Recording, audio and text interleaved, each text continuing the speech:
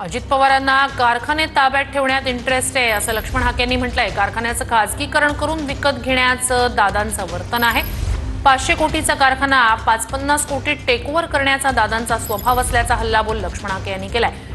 दादा कारखान्याच्या निवडणुकीत रमलेत असंही त्यांनी म्हटलंय। पवारांना या महाराष्ट्रातल्या सर्वसामान्य माणसांचं, दीनदलितांचं, कष्टकऱ्यांचं, ओबीसीचं, विजयंतीचं काहीही पडलेलं नाही।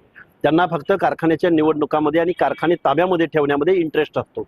अजितदादा पवार हे कोऑपरेटिव्ह साखर कारखाना ताब्यात ठेवायचा आणि मग पुढे जाऊन तोच कोऑपरेटिव्ह कारखाना खाजगीकरण करून तो विकत कसा घेता येईल, 500 करोड रुपयाचं ॲसेट असलेला एखादा कारखाना 550 कोटी रुपयामध्ये तो टेकओव्हर कसा करता येईल, या दृष्टिकोनातून महाराष्ट्रामध्ये त्यांचं वर्तन आहे आणि हे महाराष्ट्राला माहिती आहे।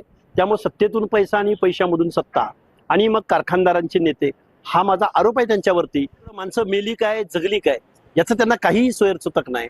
ते मात्र माळेगावला गावोगाव एखाद्या ग्रामपंचायतीचं इलेक्शन असावं अशा पद्धतीचं वर्तन त्यांचं आहे आणि ते निवडणुकीच्या प्रचारामध्ये रममाण आहेत। एका महाराष्ट्राचा उपमुख्यमंत्री, पुणे जिल्ह्याचा पालकमंत्री, सातत्यानं अर्थमंत्री पदावर बसणारे, सातत्यानं सत्तेमध्ये बसणारे, स्वतःला एक खमक्या नेता म्हणून घेणारे नेते ज्यावेळी कारखान्याच्या निवडणुकीला गावागावामध्ये जाऊन सभा घेतात त्यावेळी मला खरंच यांचा असली चेहरा वेगळा आहे आणि दाखवायचा चेहरा वेगळा आहे असंच त्यांच्या बाबतीमध्ये म्हणावं।